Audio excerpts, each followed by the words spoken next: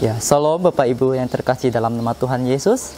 Saat ini kembali lagi kita akan merenungkan kebenaran firman Tuhan. Saat ini kita akan membuka Alkitab kita dari kitab Ibrani pasal yang ke-12 ayat 14 sampai yang ke-17. Saya akan membacakannya bagi Bapak Ibu, saudara-saudari. Ayat ke-14, berusahalah hidup damai dengan semua orang dan kejarlah kekudusan, sebab tanpa kekudusan tidak seorang pun akan melihat Tuhan. Janganlah supaya jangan ada seorang pun menjauhkan diri dari kasih karunia Allah, agar jangan tumbuh akar yang pahit yang menimbulkan kerusuhan dan yang mencemarkan banyak orang.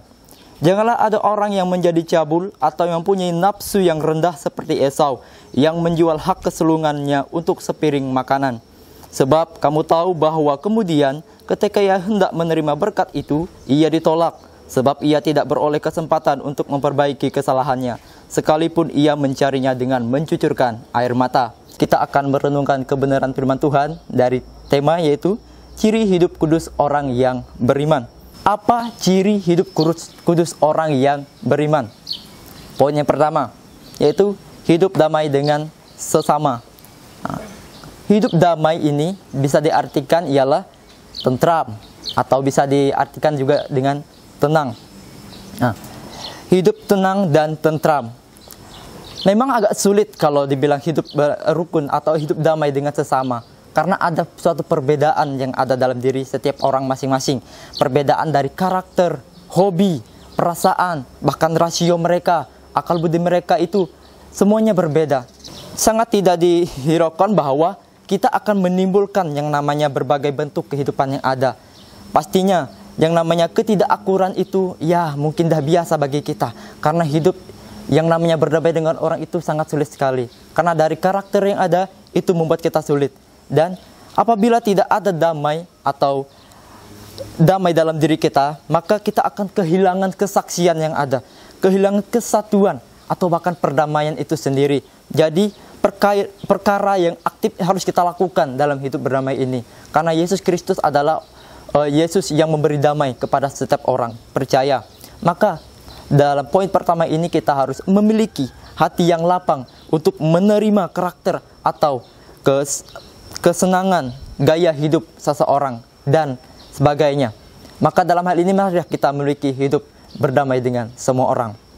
Poin yang kedua yang akan kita renungkan pada saat hari ini yaitu tidak menyia-nyiakan kasih karunia Allah dalam ayat yang ke-16. Apa yang membuat kita dapat dikatakan bahwa hidup menurut dengan hidup dalam kasih karunia Allah dan anugerah Allah? Apakah orang lain yang di luar sana mereka tidak hidup dalam kasih karunia Allah, atau bahkan berkat lahiriah itu tidak mereka terima?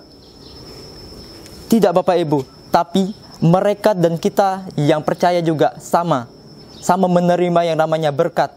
Tapi yang membedakannya ialah kita adalah orang yang telah dipilih Allah untuk menjadi anak-anak Allah. Dalam Ibrani pasal yang ke-12 ayat 7 dikatakan di situ, apa yang menjadikan kita itu adalah anak-anak Allah, yaitu kita dapat melakukan yang namanya kehendak Allah atau kehendak Bapa.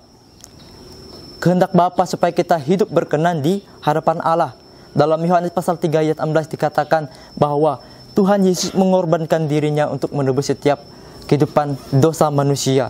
Di sini kita bisa melihat bahwa Tuhan itu adalah kasih. Tuhan itu menyatakan kasih kepada kita supaya kita orang-orang yang telah hidup, yang dulunya hidup di luar yang namanya kehendak Allah, kita dipanggilkan, dikuduskan menjadi yang namanya orang yang hidup di dalam Tuhan. Maka dalam hal ini jangan kita menyia-nyiakan kasih karunia Allah yang Allah berikan kepada kita.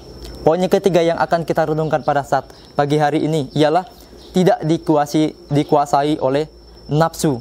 Apa yang dikatakan tidak dikuasai oleh nafsu? Tidak dikuasai oleh nafsu dalam KBBI dikatakan bahwa keinginan atau kecenderungan atau dorongan, keinginan hati kita atau kecenderungan itulah nafsu yang ada. Maka dalam hal ini janganlah kita tidak melakukan kehendak Allah dengan keinginan yang ada, dengan keinginan hati yang ada dalam diri kita. Maka dalam hal ini marilah kita hidup selalu dipimpin oleh Roh Kudus. Dan supaya kita dipimpin oleh Roh Kudus, kita menekuni bahwa iman kepercayaan kita pada Tuhan itu, kita yakini Tuhan pasti akan memeliharanya. Maka dalam hal ini marilah kita menekuni setiap ganjaran yang ada dalam pribadi kita masing-masing, supaya kita bertekun dalam iman, dan iman itu membawa kita kepada kesempurnaan yang ada. Ya, terima kasih untuk firman Tuhan pada hari ini. Kiranya Tuhan Yesus memberkati.